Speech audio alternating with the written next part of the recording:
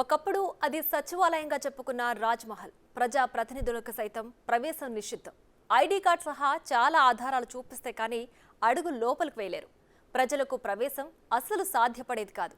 అలాంటిది ఇప్పుడు సబ్బండ వర్ణాల ప్రజలు స్వేచ్ఛగా వెళ్లగలుగుతున్నారు. బడి పిల్లలు ఎక్స్కర్షన్ కోసం వస్తున్నారు. పూర్తి డీటెయిల్స్ మా డిప్యూటీ బ్యూరో చీఫ్ సాదిక్ అందిస్తారు. ఒకప్పుడు సచివాలయంకు రావాలంటే మానవ మాతృలు కానీ అధికారులు కానీ ప్రతిపక్ష నేతలు రాని పరిస్థితి, దుర్భర పరిస్థితి ఉండేది. తెలంగాణ రాష్ట్రంలో కాంగ్రెస్ ప్రభుత్వం వచ్చిన తర్వాత ప్రజాపాలన ప్రారంభమైన తర్వాత అటు ప్రజాభవన్కు అదేవిధంగా సెక్రటరియట్కు అందరూ అన్ని వర్గాలకు సంబంధించిన ప్రజలు వస్తున్నారు. విద్యార్థులు పరిస్థితి కనబడుతుంది. మనకు విద్యార్థులు మొదటిసారిగా సచివాలయానికి వచ్చి సచివాలయం సంబంధించినటువంటి ప్రాంతాలను చూసినటువంటి విద్యార్థులందరూ చాలా సంతోషం వ్యక్తం చేస్తున్నారు. ఎందుకంటే ఒకప్పుడు ఇటు ప్రతిపక్ష నేతలు కానీ లేకపోతే సామాన్య ప్రజలు కూడా ఈ దరిదాపులకు రాకున్నటువంటి నిర్బంధమైనటువంటి పరిస్థితులు ఒకప్పుడు ఉండేది. తెలంగాణలో ప్రజాపాలన అయిన తర్వాత ముఖ్యమంత్రి రేవంత్ రెడ్డి పరిపాలన మొదలైన తర్వాత ప్రజలందరూ కూడా వచ్చి తమ సమస్యలను విన్నవించుకుంటున్నారు, సచివాలయాన్ని చూస్తున్నారు. అదేవిధంగా ప్రజాభవన్లో ప్రజావాణి కూడా వినిపిస్తున్న పరిస్థితి ఉంది. మనం చిన్న పిల్లలతో మాట్లాడే ప్రయత్నం చేద్దాం. ఏ స్కూల్ నుంచి వచ్చారు నాన్న మీరు?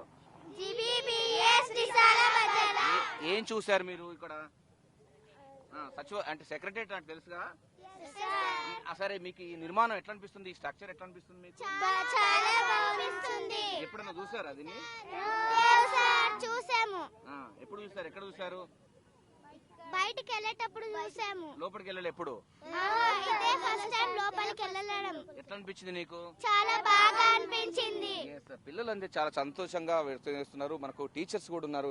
రండి మాస్టర్, ఎట్లా ఉంది అంటే సెక్రటరియట్ కు మీరు ఎప్పుడైనా వచ్చారా? పిల్లలందరూ తీసుకురావడానికి ప్రధానమైనటువంటి ఉద్దేశం ఏంటి?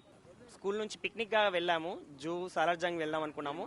సో ముందు సెక్రటరియట్ ని విజిట్ చేసి ఇక్కడ ఫోటో దిగుదాం అనుకున్నాం. బట్ లోపలికి పర్మిషన్ ఇవ్వడం చాలా సంతోషంగా ఉంది సార్. ఒకప్పుడు అంటే పెద్దవాళ్ళకి ప్రజా సమస్యలను విన్నవించడానికి పెద్దవాళ్ళే రాని పరిస్థితి. ఈ రోజు పిల్లలు కూడా వెళ్ళి చూపించడం మీకు ఎట్లా అనిపిస్తుంది? చాలా సంతోషంగా ఉంది సార్. పిల్లలు కూడా చాలా ఆహ్లాదంగా ఉన్నారు, చాలా సంతోషంగా. ఎంతో పిల్లలు కూడా అసలు సెక్రటరియట్లు ఎవరు ఉంటారు ఇవన్నీ ఎక్స్ప్లెయిన్ చేశాము. సో పిల్లలందరూ చాలా సంతోషంగా ఉన్నారు. Thank you sir. సెక్రటరియట్ సందర్శించడానికి గొప్పటి అవకాశం ఇచ్చారు. మరి చక్కటి సెక్రటరియట్ కట్టారు.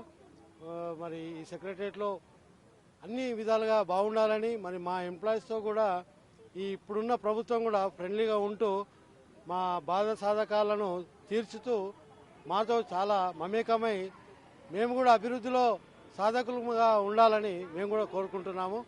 సో ఉంటుందని కూడా భావిస్తూ మరి చాలా సంతోషాన్ని వ్యక్తపరుస్తున్నాం. చెప్పునా మీకు ఎట్లా అనిపించింది సెక్రటరియట్? బాగా అనిపించిందా? రేవంత్ రెడ్డి ముఖ్యమంత్రి రేవంత్ రెడ్డి. ముఖ్యమంత్రికి మీరు ఏమైనా చెప్తారా?